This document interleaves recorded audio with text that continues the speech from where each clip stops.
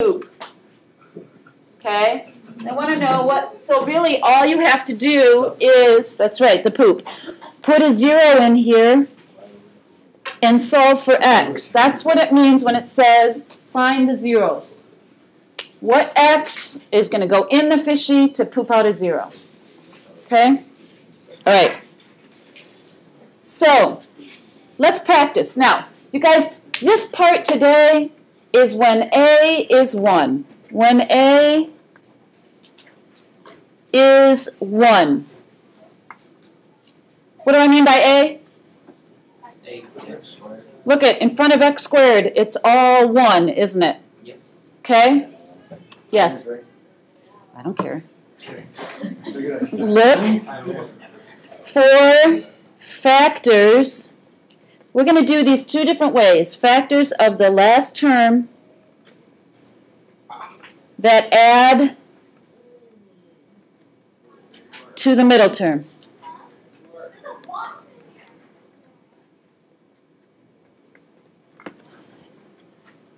Some of you.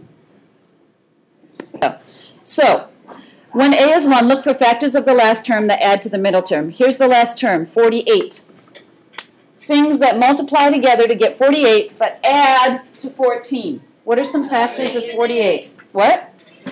6 and 8, right? Yeah? So I can automatically set up my two binomials, x, x. I have plus all the way across, so it's going to be plus 6 plus 8. I'm done. Yeah? Okay, here, be careful though. When the last term is negative, make sure you think of that. Negative 63. Factors of negative 63 that would add to 2.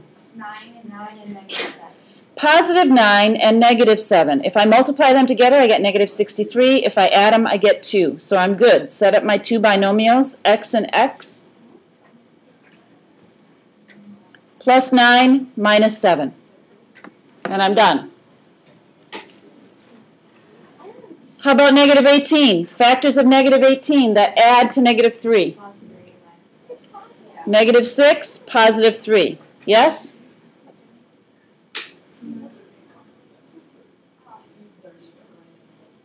X minus 6 plus 3.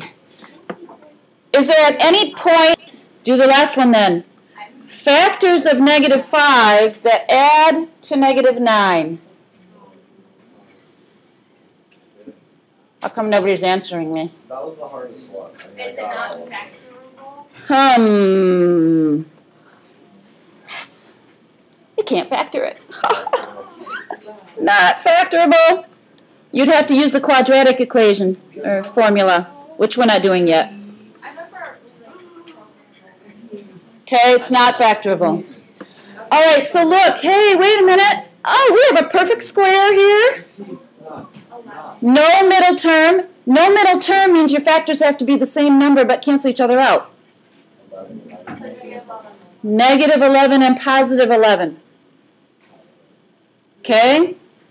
So if I write m minus 11 and m plus 11, my middle term will cancel out because I'll have negative 11m and positive 11m. Yeah? Look for those perfect squares, man. Makes your life easier. Oh, look. What's this? It's a perfect square. You're probably going to use 7 and 7. Makes sense, doesn't it? R plus 7. R plus 7. Told you it was fun. And then you would write it as R plus 7 squared. You're ahead of me, Tracy. Okay?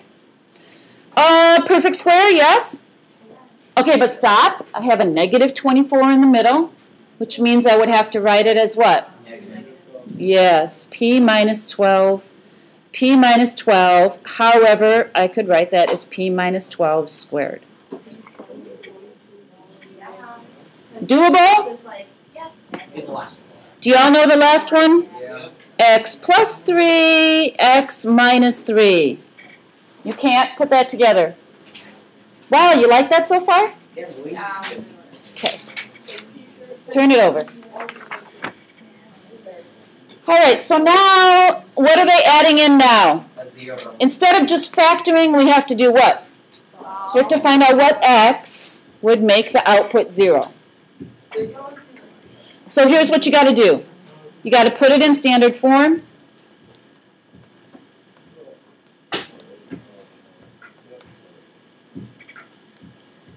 And set equal to 0 before you can solve. Before you can solve, you have to put it in standard form, set equal to 0, then you factor and solve.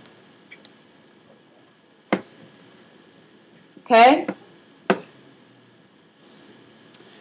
A is 1, which is nice here. All right, so now, is this in standard form? The first one? Is it set equal to 0? Yeah. Then we're ready to factor. Factors of negative 42 that would add to negative 1.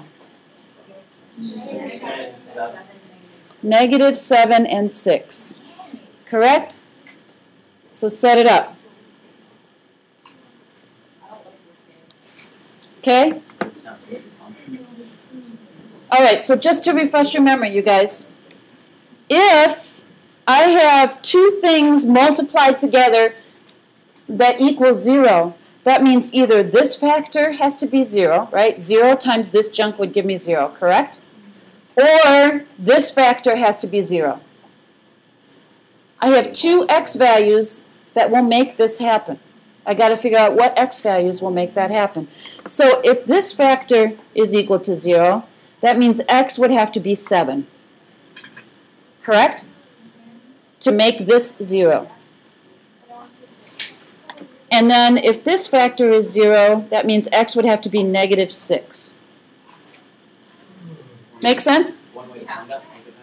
These are also, these are my solutions. I'm going to have you write all these words down. These are the solutions. The x-intercepts, correct? They are the roots and the zeros. These are what these things are called, all of these things. You never know what they're going to ask you for. Solutions, x-intercepts, roots, or zeros, they all mean the same thing. Okay?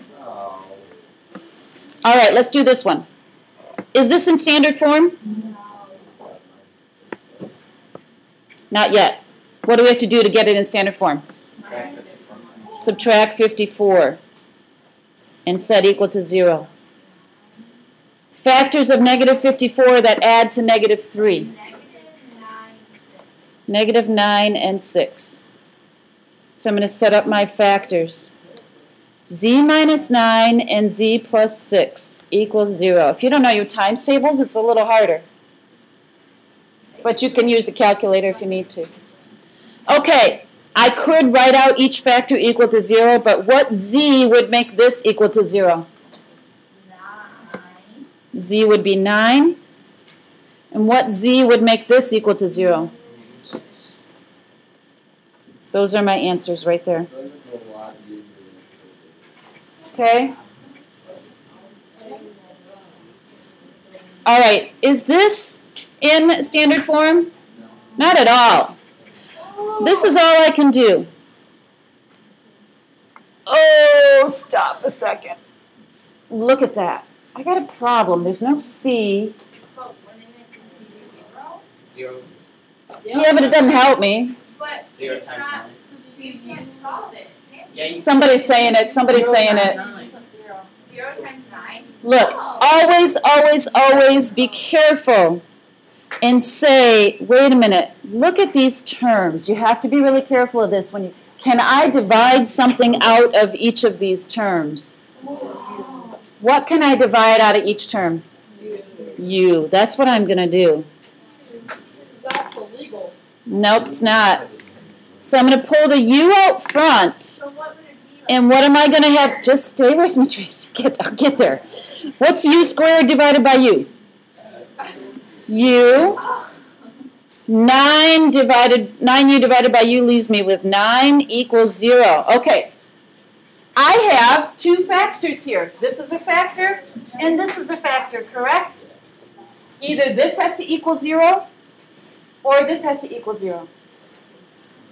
So my answer would be either u is equal to 0, that's the first factor, or u would equal -9.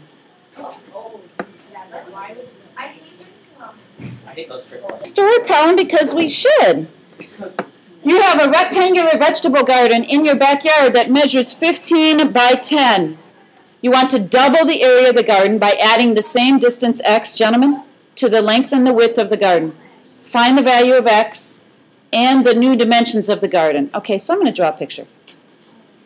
First of all, to start, I have a 15 by 10. They're mentioning the word area in here, correct? So, how do you find the area of a garden? How do you find the area of a rectangle? You have a rectangle. 2L. Let's not go with the 2 yet. Let's just do just a regular rectangle is this, correct? Oh, yeah. Okay, so I'm gonna start with my original. I'm gonna say my original is area of 150 equals 15 times 10. And I'm writing this down for a reason. Show you how to set this up. Now, they say, okay, I want to double the area of the garden by adding the same distance x to the length and the width. So I'm going to add x to the length and the width. I'm going to add x. Gentlemen, this, all right, I got to double the area. So here's doubled. This is what I'm going to do. 2 times my 15 times 10 equals double the area, the length times the width. X plus 15 times x plus 10. How do you feel about that?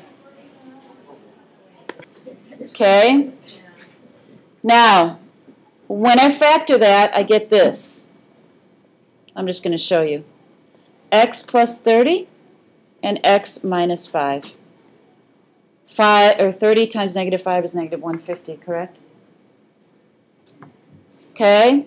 So this is saying then, x could be -30, or x could be 5. Wait a minute. Okay, find the zeros of the function by rewriting the function in intercept form. Really? Intercept form is just factored form. That's all it is. Look at it. It's factored form. Let it equal to 0. And I could, that means x could be -7 or x could be 4.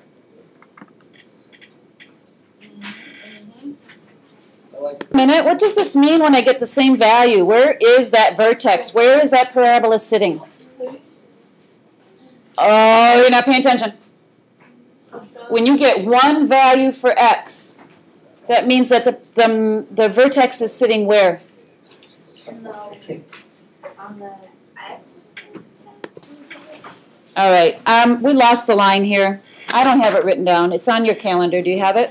Yeah. It's 3.